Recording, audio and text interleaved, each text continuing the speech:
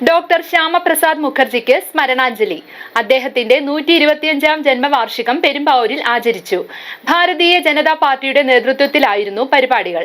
Janata party സംസ്ഥാന വക്താവ് advocate TP Sindhumol ഉദ്ഘാടനം ചെയ്തു.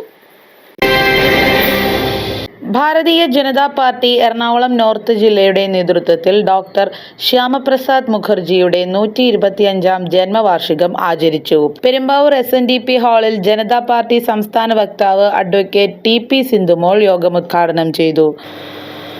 ഭാരതത്തിന്റെ ദാർശനിക ചിന്താ പദ്ധതിയിൽ അല്ലെങ്കിൽ ദാർശനികതയുടെ വഴിയിൽ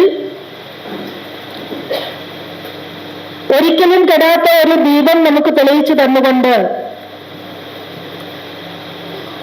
ഇന്നും ആ പേര് നമ്മളുടെ ഇടയിൽ നമ്മൾ സംസാരിക്കുന്നിടത്ത് നമ്മളുടെ പരിപാടികളിൽ ഛായാചിത്രമായി അദ്ദേഹത്തിന്റെ ഓർമ്മപ്പെടുത്തലുകളൊക്കെയായി നമ്മുടെ ഇടയിൽ നിറയുമ്പോഴും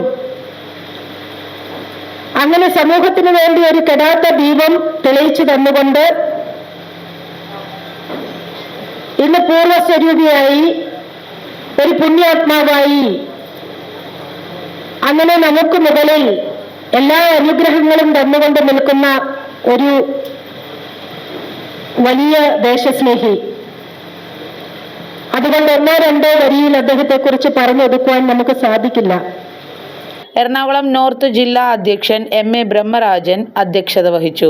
ദക്ഷിണ കേരള പ്രാന്ത കാര്യകാരി സദസ്യൻ കാഭ സുരേന്ദ്രൻ ജന്മദിന സന്ദേശവും മുഖ്യപ്രഭാഷണവും നടത്തി. ഇന്റലക്ച്വൽ ജില്ലാ സെൽ കൺവീനർ RV രഘുനാഥ് ആമുഖ പ്രഭാഷണം നിർവഹിച്ചു. പെരുമ്പാവൂർ മണ്ഡലം പ്രസിഡന്റ് ലിഷ രാജേഷ്, എറണാകുളം നോർത്ത് ജില്ലാ ജനറൽ സെക്രട്ടറിമാരായ ബസിത് കുമാർ, ഷാജി മൂത്തേടൻ, ഉല്ലാസ് കുമാർ, ജില്ലാ ഉപാധ്യക്ഷൻ P അനിൽകുമാർ എന്നിവർ നേതൃത്വം നൽകി. പ്രഥമ പ്രധാനമന്ത്രി ജവഹർലാൽ നെഹ്റുവിൻ്റെ വികലമായ ദേശീയ നയത്തിൻ്റെ രക്തസാക്ഷി. ഭാരതത്തിനകത്തുള്ള പ്രദേശങ്ങൾ, സംസ്ഥാനങ്ങൾ, ഇന്നത്തെ ഭാഷയിൽ പറഞ്ഞാൽ അത്തരം പ്രദേശങ്ങൾ വിദേശകാര്യ വകുപ്പിൻ്റെ കീഴിലാക്കിയ പടുവിഡ്ഢിത്തം അതായിരുന്നു ഏറ്റവും വലിയ വൈകല്യം.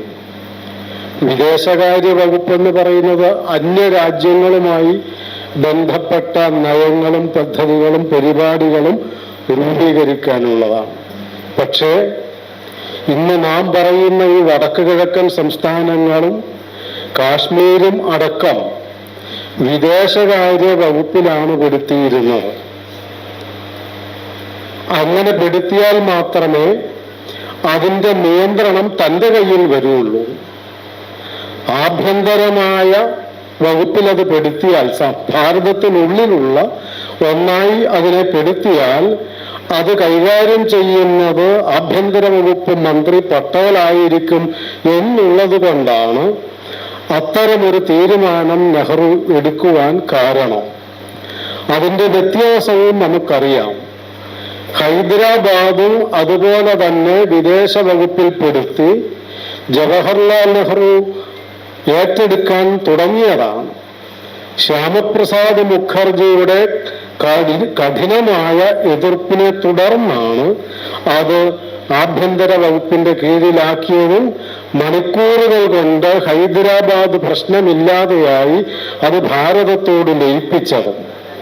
വിദേശകാര്യ വകുപ്പിൽ പെടുത്തിയ ഈ വടക്ക് കിഴക്കൻ സംസ്ഥാനങ്ങളും കാശ്മീരും ഇന്നും 2026-ലും ഭാരതത്തിന് തലവേദന സൃഷ്ടിച്ചു കൊണ്ടിരിക്കുകയാണ് എന്ന് നമുക്കറിയാം. നമ്മൾ അതനുഭവിച്ചു കൊണ്ടിരിക്കുകയാണ്.